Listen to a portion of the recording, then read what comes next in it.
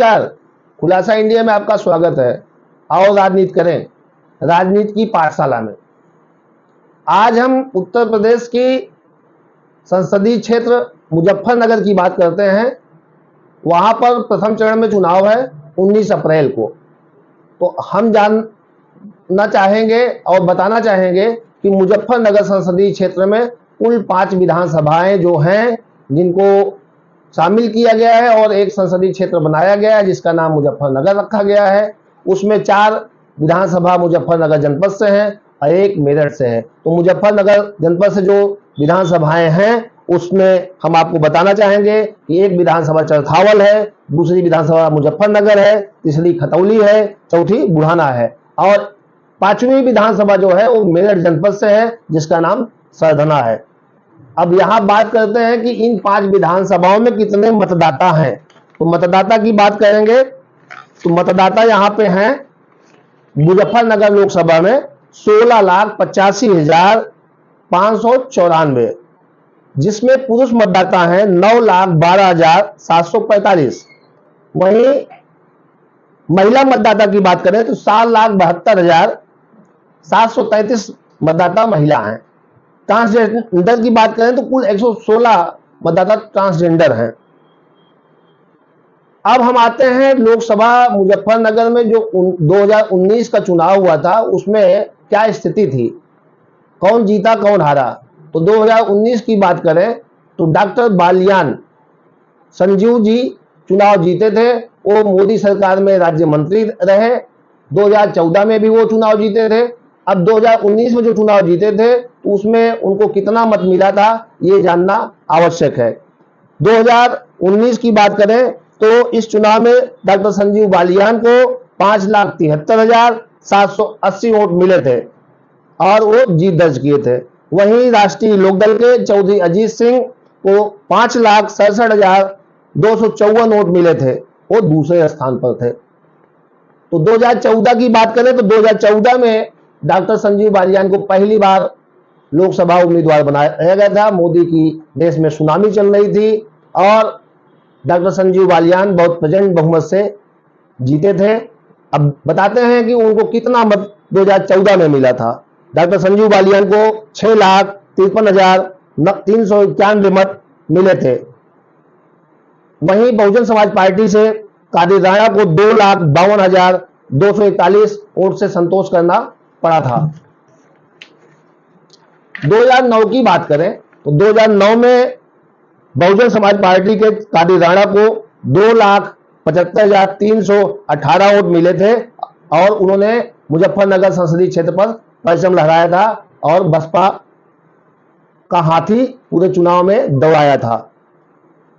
तो वहीं आरएलडी की अनुराधा चौधरी जो है अजीत चौधरी जी की बड़ी खास थी। उन्हें मात्र 2,54,720 वोट ही हासिल हो सके थे, वो दूसरे स्थान पर थी।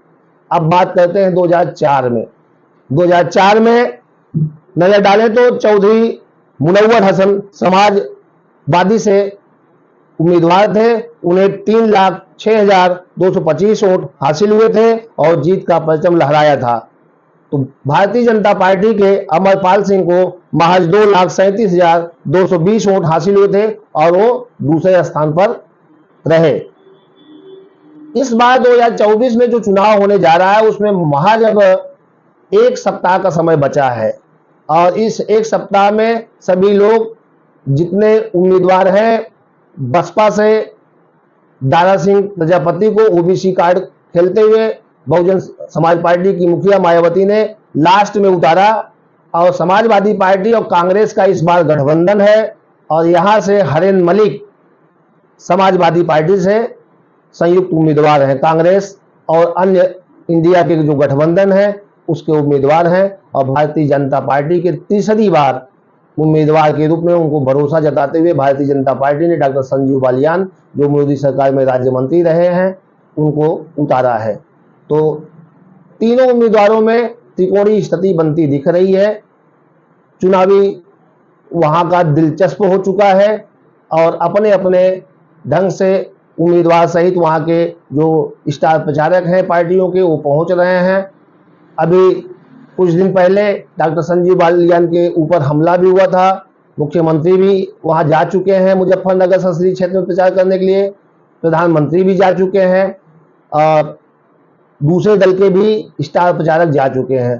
तो डॉक्टर संजीव बालियान को भाजपा ने तीसरी बार भरोसा जताकर वहां अपना उम्मीदवार बनाया है। देखना ये होगा कि वहां की जनता डॉक्टर संजीव बालियान पर भरोसा जताती है अथवा नया उम्मीदवार बसपा या सपा से किसी का चुनाव करती है। अब मुजफ्फरनगर की स्थिति पहले जैसे नहीं रही, बदल गई है। मुजफ्फरनगर चीनी का कटोरा कहा जाता है, वो रिच जिलों में से है। वहां की भौगोलिक स्थिति की बात करें तो हरियाणा और जो उत्तर प्रदेश से कटकर उत्तराखंड बना, तो ये दोनों प्रांत मुजफ्फरनगर से सटे हुए हैं, बॉर्डर कह सकते हैं आप। और यहाँ पर प्रमुख रूप से गन्ने की खेती होती है और 8 बड़ी मिलें हैं। यहाँ पर मुस्लिम 20% मतदाता हैं, लगभग 6 लाख मतदाता मुस्लिम है।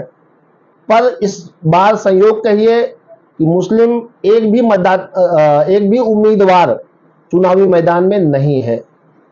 कुल 27 पर्चे अवैध घोषित किए गए, निरस्त हुए। 11 उम्मीदवार चुनावी मैदान में हैं, जिसमें त्रिकोणीय स्थिति जो बन रही है वो वर्तमान सांसद और मोदी सरकार के मंत्री डॉक्टर संजीव बालियान और हरेन मलिक जो संयुक्त उम्मीदवार हैं सपा कांग्रेस के और बहुजन समाज पार्टी के दारा सिंह प्रजापति के बीच बन रही है। सपा उम्मीदवार जो हरेन मलिक जी हैं, इनके पुत्र समाजवादी पार्टी से चरथावल से विधायक हैं। 5 विधानसभाओं में 2 विधायक आरएलडी से हैं, 2 विधायक समाजवादी पार्टी से हैं, 1 विधानसभा पर भारतीय जनता पार्टी का विधायक है। सरधना की बात करें तो सरधना से अतुल प्रधान समाजवादी पार्टी के विधायक हैं, जिनको मेरठ से समाजवादी पार्टी ने टिकट दिया था।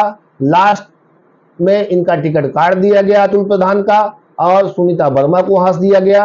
अब अतुल प्रधान यदि सच्चे मन से पार्टी के प्रति बने रहते हैं और गद्दारी नहीं करते हैं तो समाजवादी पार्टी का उम्मीदवार भी चुनाव जीत सकता है। यदि भीतरघात होता है तो पुनः डॉक्टर संजीव बालियान चुनाव जीत सकते हैं। वहीं बसपा का उम्मीदवार दारा सिंह प्रजापति जो है वो ओबीसी और दलित वोट के भरोसे है। यदि उसको दोनों वोट मिल जाता है तो वो भी जीत के कगार पर रहता है। कोई मुस्लिम मतदाता नहीं है, इसलिए मुस्लिम मतदाता निर्णायक हो सकते हैं। 2016 में मुजफ्फरनगर में दंगे हुए थे। दंगा इतना ज्यादा भड़का था कि माननीय सुप्रीम कोर्ट को दखल देनी पड़ी थी और तब से वहां की स्थिति जाट और मुस्लिम दोनों जो मतदाता होते थे उसे मिलाकर राष्ट्रीय लोकदल, जिसके मुखिया चौधरी चरण सिंह थे, वो पहली बार वहां से सांसद बने और देश के प्रधानमंत्री तक बने। उनके पुत्र चौधरी अजीत सिंह भी वहां से चुनाव लड़ते रहे। पश्चिमी उत्तर प्रदेश में जाट, गुर्जर, इनका बड़ा प्रभाव है क्षेत्रों में और दोनों मुस्लिम और जाट मिलकर रालोद